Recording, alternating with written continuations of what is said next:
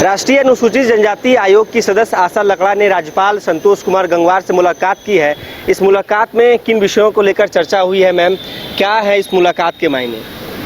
आपने देखा, मैं सुबह में कांके नगरी में फील्ड विजिट की हूँ और उस विषय को बड़ा गंभीरता से लेते हुए कि लगभग कांके नगरी में निवास करने वाले 200 से अधिक 250 व्यक्तियों का मामला है और 202 एकड़ की भूमि एक क्षेत्र में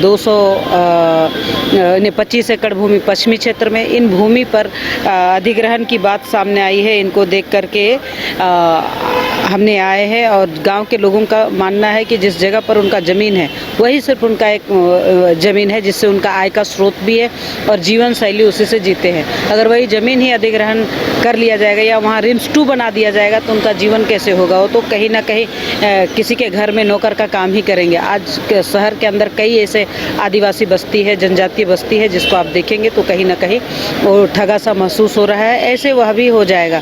तो अभी जिस तरह से ये कह रहे हैं कि इस ज़मीन का अधिग्रहण हुआ है, लेकिन उनके पास उन्होंने जिस तरह से RTI के माध्यम से ज़मीन के मामले में जानकारी मांगे हैं वो जानकारी दे नहीं पाए, क्योंकि ज़मीन का अधिग्रहण कभी हुआ ही नहीं है।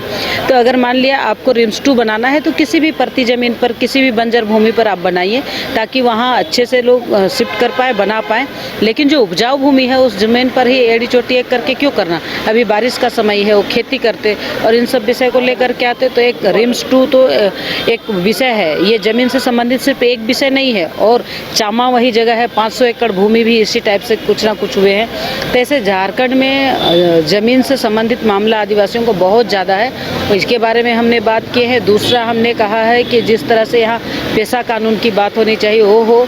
सिरम टोली फ्लाईओवर का मामला सामने आया है, क्योंकि साल में एक बार अभी बरसात खत्म होगा फिर हमारा सरहुल आएगा, तो जो प्रोसेसन चलती है उसका रोक। तो इन सब विषय के बारे में हमने माननीय राज्यपाल को बताया है।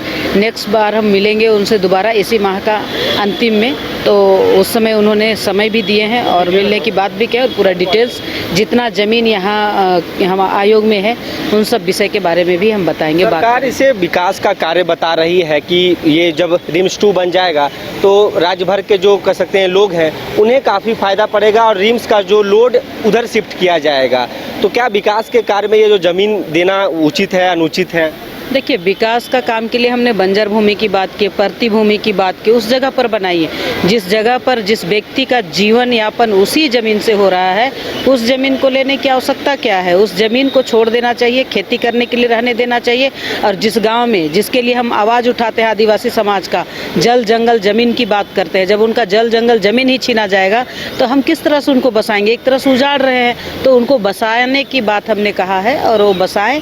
और जहाँ परती ज़मीन हो उस जगह रिम्स 2 बनाइए, कौन रोका है? मामले को लेकर सरकार में ही दो टूक देखने को मिल रहे हैं। इस बारे में मैं कोई टिप्पणी नहीं करना चाहती हूँ। सरकार की बात अपनी है। कमीशन एक संवैधानिक संस्थान है, आदिवासी समाज का संरक्षण और सुरक्षण करती है। उनका जो जीविका है, उनका विकास योजना है, उन पर हम लोग बात करते हैं। क्या लग रहा है सिरम टोली फ्लाईओवर में जिस प्रकार से आदिवासियों की जो कह सकते हैं कि धर्म संस्कृति है उसको लेकर चर्चाएं खूब हुई, रिम्स 2 में भी उसी प्रकार से सिर्फ हो हल्ला होगा, हो हंगामा होगा और फिर वहाँ रिम्स 2 में बनता दिखेगा जिस प्रकार से फ्लाईओवर बन के तैयार हो चुका है? मामला जब आती है तो दूर तलक जाती है, 1-2 दिन में नहीं होता है।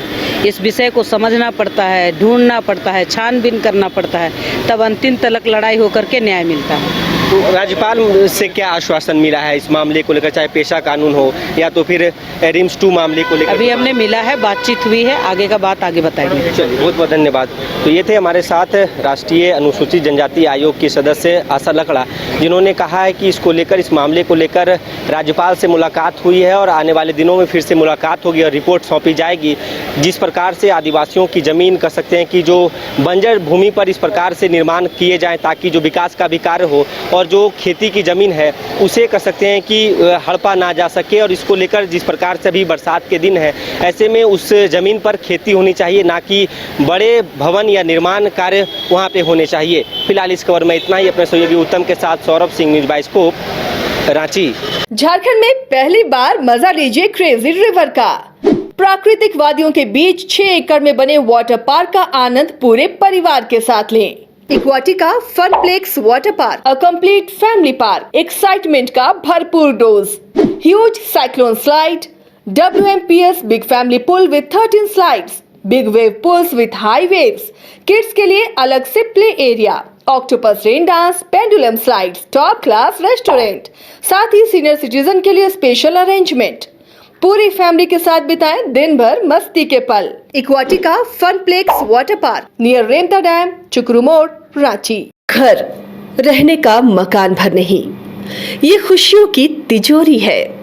दरवाजे पर दस्तक देता पड़ोस, खिड़कियों से उमड़ आता आसमां, तारों में उलझी ऐसी ना जाने कितनी दास्तां।